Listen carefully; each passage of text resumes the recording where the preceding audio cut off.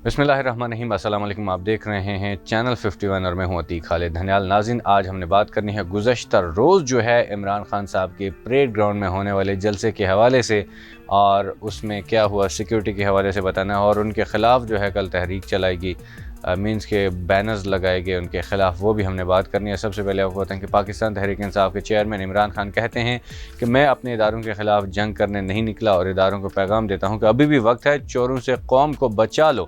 बिल्कुल ये हकीकत बात है कि इमरान खान साहब ये ठीक कह रहे हैं कि अभी वक्त है, और उसकी वजह ये है कि अभी ये हकीकत ये है कि देखें ये हालात कैसे थे। ये महंगाई का बयानिया जो लेके आए थे कि हमने महंगाई को ख़त्म करना है, लेकिन हालात किस तरफ चले गए हैं। और ये क्या ये अपने आप को बचाने के लिए आए थे मौजूदा हुकूमत जो है, या कि महंगाई को ख़त्म करने आए थे, क्योंकि इन्होंने अपने आप को NRO दिया है, क्योंकि आते ही इन्होंने अपने आप को एग्जिट कंट्रोल लिस्ट से निकाला, ECL से निकाल दिया, फिर उसके बाद EVM ख़त्म किया, उसके बाद जो है ओवरसीज़ पाकिस्तानियों का वोट का हक़ ख़त्म किया है। तो ये जो है देखिए हालात ये क्या हो रहा है, ये समझ नहीं आती कि ये या तो महंगाई की अगर बात करते हैं तो वो तो बिल्कुल महंगाई ख़त्म ही नहीं की है, बढ़ती जा रही है। अब इमरान खान साहब ने कहा कि मैं इदारों को पैगाम देना चाहता हूँ कि अभी भी वक्त है, चोरों से कौम को बचा लो। पाकिस्तान का पैसा वाकई में बहुत ज़्यादा बाहर जा चुका है, क्योंकि यहाँ पे अगर टैक्स लिया जाता है इसलिए लिया जाता है कि आवाम को रिलीफ दिया जाए, लेकिन आवाम को रिलीफ नहीं मिलता, आज चीज़ें महंगी होती हैं। तो ये फ़ायदा क्या होता है टैक्स देने का। इस आवाम को समझना चाहिए कि हम जो टैक्स देते हैं एक चीज़ के ऊपर, छोटी छोटी सी चीज़ के ऊपर भी टैक्स देते हैं, तो उसका फ़ायदा क्या है। ये वाकई में पाकिस्तान का पैसा किधर जाता है, टैक्स का पैसा कहाँ पे जाता है।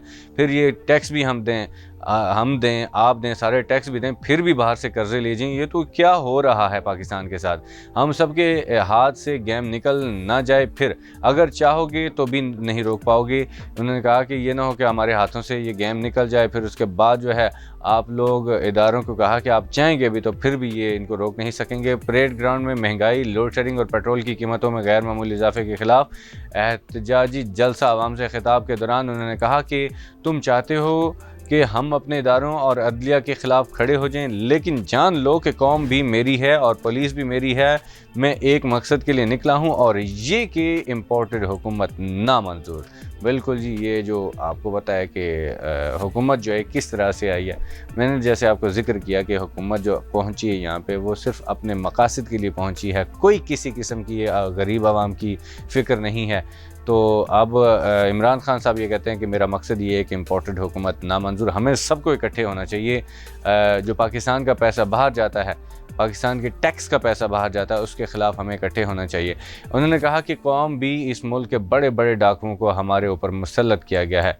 उन्होंने कहा कि हमारे ऊपर आसिफ अली जरदारी के असासे मुल्क से बाहर, जबकि नवाज शरीफ के बेटे मुल्क से बाहर हैं। ये वो लोग हैं जब रुपए की कदर गिरती है तो उनकी दौलत में इजाफा होता है, यानी कि जब डॉलर महंगा होता है, अगर ये महंगा हो रहा है तो वो खुश होते हैं कि चलें जी हमारे पैसे मतलब इजाफा हो रहा है, आमदनी में इजाफा होता है। अलावा अज़ीम इमरान खान ने 26 मई की सुबह धरना न देने के फैसले से मुताल्लिक कहा कि इस दिन शाम को इंतशार होना था, क्योंकि वो जो यहाँ पे D चौक का कहा गया था, सुबह सवेरे वो जिना एवेन्यू से वापस गए थे, वो बात की जा रही है। पुलिस और रेंजर्स के सामने मेरी कौम ने खड़ा होना था। अगर उस वक्त मैं धरना दे देता तो मुल्क में इंतशार होता जिसका उनको फ़ायदा होता, यानी कि मौजूदा हुकूमत को फ़ायदा होता, क्योंकि इमरान खान साहब को मना किया गया था कि वो D चौक ना जाएं, तो इसलिए वो नहीं गई, वो जिना एवेन्यू पे रुके, क्योंकि अगर चले जाते तो उनके ख़िलाफ़ कानूनी कार्रवाई के लिए भी वो तैयारियां हो रही थी। पुलिस छापे ना मारती, शेलिंग ना करती तो आवाम का समंदर उसी तरह आना था।